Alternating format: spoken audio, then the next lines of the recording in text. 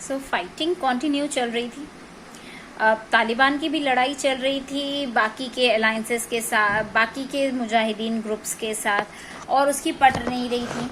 तो जब पट नहीं रही थी तो इट वाज लाइक कि आपस में क्लैशेस हो रहे हैं, लेकिन बाकी के मुजाहिदीन ग्रुप्स भी इतने वीक नहीं थे।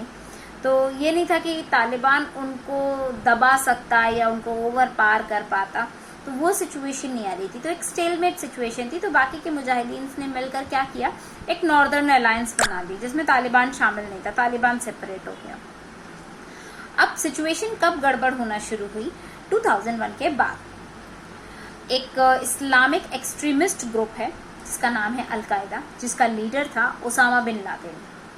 यूएस ने डिमांड की तालिबान से कि आपके यहाँ वो उसामा बिन लादेन छुपा हुआ है, आप हमको वो हैंड ओवर कर दीजिए।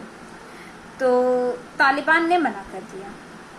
यूएस ने बोला कि हमारे 9/11 का जो अटैक हुआ है वो उसामा बिन लादेन ने पूरा प्लान किया था, तो वी वांट हिम और वो ग्लोबल टेररिस्ट है, आप हमें हैंड ओवर कर दीजिए। तालिबान ने मना कर दिया। तो अब यूएस चुप नहीं बैठने वाला था। यूएस ने क्या किया, तालिबान के जो दुश्मन थे नॉन अलाइंड वाले, तो नॉन अलायंस के नॉर्दर्न अलायंस सॉरी, तो यूएस ने नॉर्दर्न अलायंस वालों से एलाई बना लिया, कई सारे मिलिट्री ऑपरेशंस किए, अटैक किए, और उन मिलिट्री ऑपरेशंस में उसको तालिबान को हटा दिया। तालिबान फिर पार में नहीं रह गया। फिर एक वीक सी गवर्नमेंट जरूर बनी 2004 में, लेकिन जो नई गवर्नमेंट बनी वो स्ट्रगल करके 21st सेंचुरी तक स्टेब्लिश हो गई, जिसपे वापस तालिबान अटैक करके उसको हरा नहीं पाया। अब हम बात करेंगे कैजुअलिटीज की और रिपरकशंस की। तो कैजुअलिटीज की बात करें तो नंबर ऑफ लोग कितने मारे गए, नंबर ऑफ पीपल कितने मरे किसी भी कॉम्बैट में, वो चीज़ें देखी जाती हैं। तो अब अफगानिस्तान की अगर हम बात करें तो अफगानिस्तान ने कभी भी सेंसस नहीं किया था। सेंसस यानी कि total number count of population, वो अफगानिस्तान में कभी हुआ ही नहीं था। तो it was very difficult to find out कि भाई कितने लोग मारे गए हैं, कितनी कैजुअलिटीज हुई हैं। तो एक रफ एस्टिमेट लगाया गया। उस एस्टिमेट के अनुसार ये बताया गया कि 1992 से पहले जो लड़ाई हुई है उसमें 1.5 मिलियन अफगानीज मारे गए हैं। लेकिन जो उसके बाद का नंबर ऑफ किलिंग है किसी कॉम्बैट में या एज अ इनडायरेक्ट कॉन्फ्लिक्ट में, वो अनक्लियर है, उसकी कोई डिटेल नहीं है। क्योंकि जो कैजुअलिटी रेट था 1992 के बाद वो बहुत कम प्रिसाइज था, उसको प्रिसाइज करना पॉसिबल भी नहीं था, क्योंकि कई हजार लोग तो ऐसे थे कि जो डायरेक्ट कॉम्बैट में मर गए। ठीक है, फ्रैक्शनल फाइटिंग हो रही है, एक ग्रुप दूसरे ग्रुप से लड़ रहा है तो दोनों के ग्रुप्स के लोग मारे जा रहे हैं, तो वो फ्रैक्शनल फाइटिंग में कई हजार 100,000 लोग तो बेचारे ऐसे मर गए जो कि प्रिजनर थे या सिविलियंस थे। 2 लोग लड़ रहे थे, 2 लोगों के झुंडों की लड़ाई हो रही थी, बेचारे सिविलियंस और प्रिजनर्स वही मारे गए, एग्जीक्यूट कर दिए गए। ट्राइबल्स ने नहीं तो एथनिक्स ने उठा के उनको क्रूज वो कर दिया, एग्जीक्यूट कर दिया। रिलीजियस राइवल्स के वजह से मार दिए गए। कई सारे जो कॉम्बेटेंट्स थे या कई नॉन कॉम्बेटेंट्स भी थे, वो यूएस के ऑफेंसिव होने की वजह से मारे गए।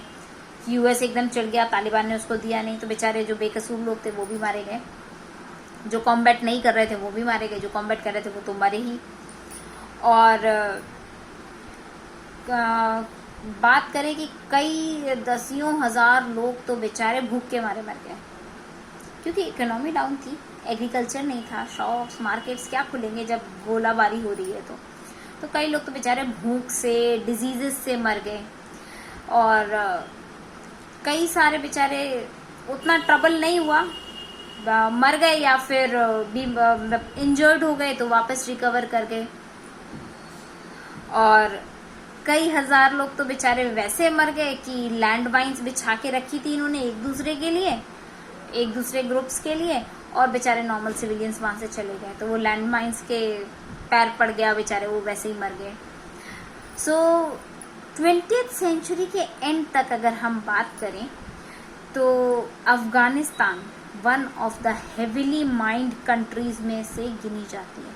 पूरी दुनिया में हेविली माइंड कंट्रीज में से गिनी जाती है, और जो vast quantity of unexploded ordnance littered the countryside, और पूरी कंट्री साइड पे बहुत ज़्यादा मात्रा में अनएक्सप्लोडेड ऑर्डिनेंस भी फैला हुआ, बिखरा हुआ मिला।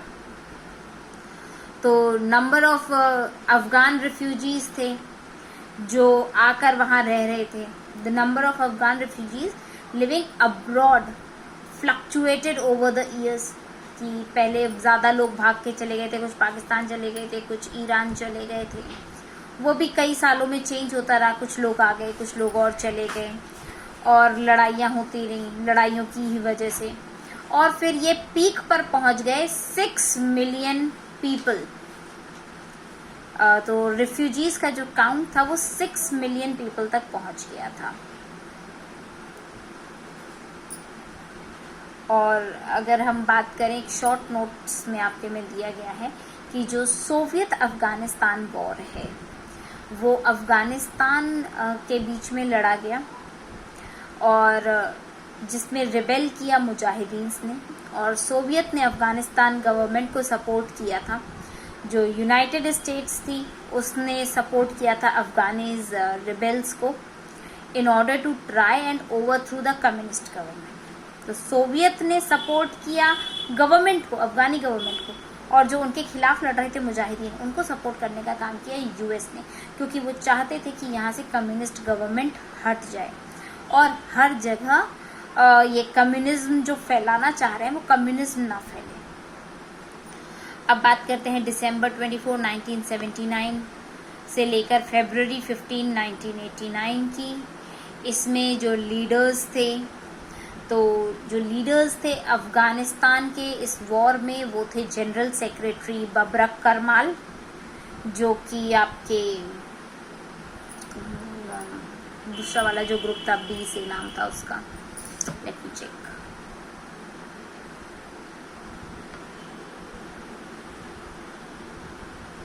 Banner party, one was banner party and the other was people's party.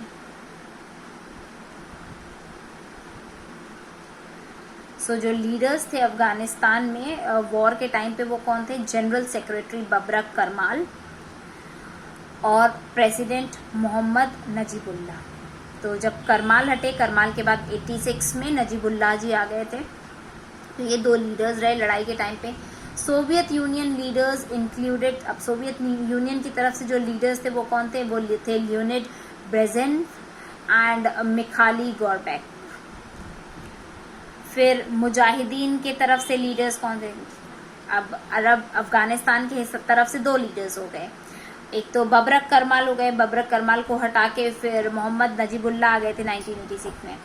तो ये दो लीडर्स हो गए इस ड्यूरेशन के। इस टाइम पे जो सोवियत यूनियन जो सपोर्ट कर रही थी अफगानी गवर्नमेंट को, उनके दो लीडर्स थे, those were Leonid Brezhnev and Mikhail Gorbachev. और इनसे, इनके खिलाफ जो लड़ रहे थे मुजाहिदीन से, उसमें थे अहमद शाह मसूद, जिनका निक नेम है लायन ऑफ पंजशीर, और दूसरा थे अब्दुल हक। ये मुजाहिदीन के लीडर्स थे। जो प्रेसिडेंट्स थे इस टाइम पर वो थे जिमी कार्टर और रोनाल्ड रेगन।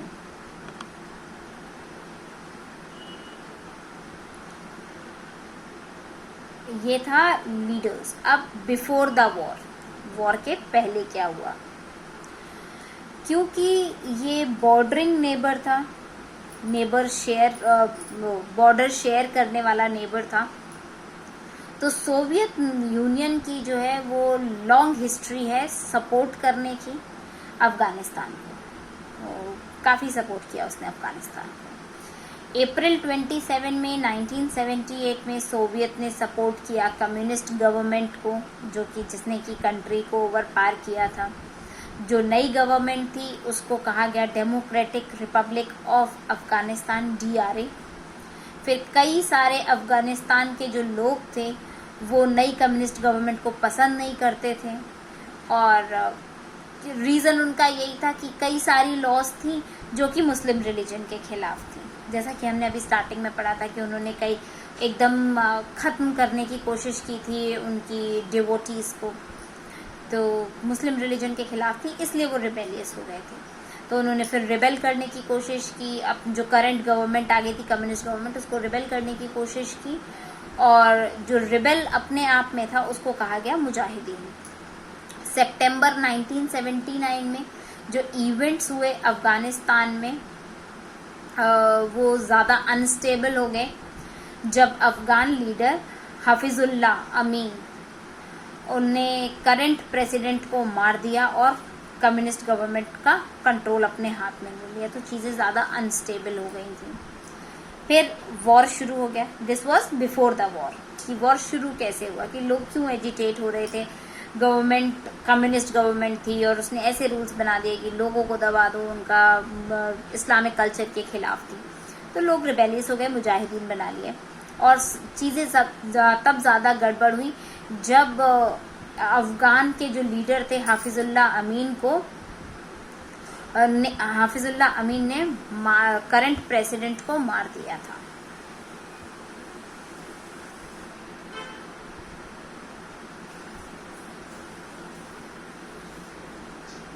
और कम्युनिस्ट गवर्नमेंट पे अपना पार जमा लिया था। तो उसके बाद तो फिर लड़ाई शुरू होनी थी। फिर वॉर शुरू हुआ। तो वॉर कैसे शुरू हुआ, लीडर जो थे सोवियत यूनियन के, वो कंसर्न हो गए कि भाई प्रेसिडेंट अमीन जो है उनने डिस्कशन किया हुआ है यूएस के साथ। तो दिसंबर 24, 1979 में सोवियत यूनियन ने अफगानिस्तान पे इन्वेड करना शुरू कर दिया, क्योंकि उन्होंने देखा भाई प्रेसिडेंट अमीन ने डिस्कशन कर लिया यूएस के साथ, और यूएस से तो एनीवे सोवियत यूनियन को नहीं पट रही थी, तो उन्होंने फिर अफगानिस्तान में वॉर करना शुरू कर दिया। फिर उनके पास प्रेसिडेंट अमीन थे, उनको मार दिया गया और फिर अपना खुद का लीडर वहां बैठा दिया गया, और वो लीडर था बबरक करमाल, क्योंकि वो नहीं चाह रहे थे कि यूएस का कोई साथी उनके अफगानिस्तान पे कोई रूल करे, क्योंकि अफगानिस्तान से वो बॉर्डर शेयर कर रहे थे और वो इतने टाइम से उनकी हेल्प भी कर रहे थे सोवियत यूनियन वाले। तो अब जो लड़ाई थी, द वॉर, और कई सालों तक सोवियत आर्मी लड़ाई करती रही मुजाहिदीन से, और बहुत डिफिकल्ट था इतनी लंबी लड़ाई लड़ना, और कई सारे सोवियत सोल्जर्स भी मारे गए बैटल के अंदर, और उनका कोई प्रॉपर डिज़ाइन नहीं था कि किस तरीके से लड़ना है, किससे लड़ना है। एनवायरनमेंट भी खराब अफगानिस्तान का, और जो मुजाहिदीन सोल्जर्स थे वो अपनी होमलैंड में लड़ रहे थे ना, घर में सब शेर होते हैं वाला हिसाब। तो मुजाहिदीन अपने घर में ही लड़ रहे थे, अपनी होमलैंड पे लड़ रहे थे, अपनी रिलीजन के लिए लड़ रहे थे, और बहुत अच्छे फाइटर्स भी थे वो लोग, और कई अच्छी जगहों पर छुपे हुए थे, जैसे माउंटेन्स वगैरह, क्योंकि उनको अपनी जगह का सारी जानकारी थी, तो बहुत अच्छी जगहों पर छुपे हुए थे। फिर वॉर चलता रहा, थोड़ी सक्सेस मिल रही थी, फिर वीक पड़ जा रहे थे, तो एम्बेरसमेंट भी हो रही थी सोवियत यूनियन को कि ज़रा से मुजाहिदीन को वो नहीं हरा पा रहे, तो एम्बेरसमेंट का भी काम था। फिर उनका जो आर्मी था उतनी पावरफुल नहीं दिखाई दी कि हम इनसे जीत सकते हैं, ऐसा नहीं दिखाई दिया उनको। Invincible to the rest of the world, उनकी जो आर्मी थी ऐसी नहीं थी कि पूरी दुनिया से लड़ जाती। तो सोवियत भी फिर धीमे धीमे इंटरनेशनल प्रेशर में आने लग गए, सब लोग उनको प्रेशराइज कर रहे थे, तो सोवियत यूनियन प्रेशर में आ गई। जो वॉर था वो धीमे धीमे कम हुआ। यूनाइटेड नेशंस पर जब बात आई तो फिर उन्होंने सॉल्ट ट्रीटी टॉक्स निकाले, और यूएस ने बॉयकॉट कर दिया 1980 के ओलंपिक गेम्स को जो मॉस्को में हुए थे। तो धीमे धीमे करके चीज़ें निगेटिव में जा रही थी, तो फिर वॉर ख़त्म करना ही था। तो अब वॉर ख़त्म किया गया, द वॉर एंड्स।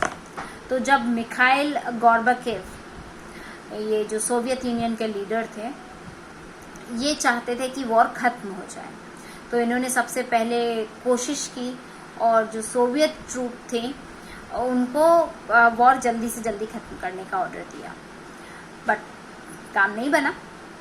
1988 में गॉर्बाचेव ने रियलाइज़ किया कि वॉर से बहुत ज़्यादा नुकसान हो रहा है सोवियत ट्रूप्स को, और इनकी इकोनॉमी भी बहुत ज़्यादा हिल गई है।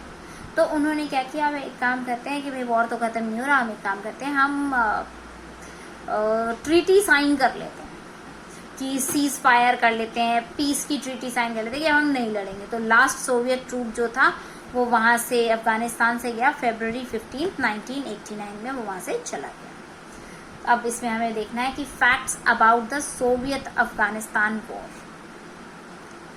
तो फैक्ट्स क्या थे सोवियत अफगानिस्तान वॉर के?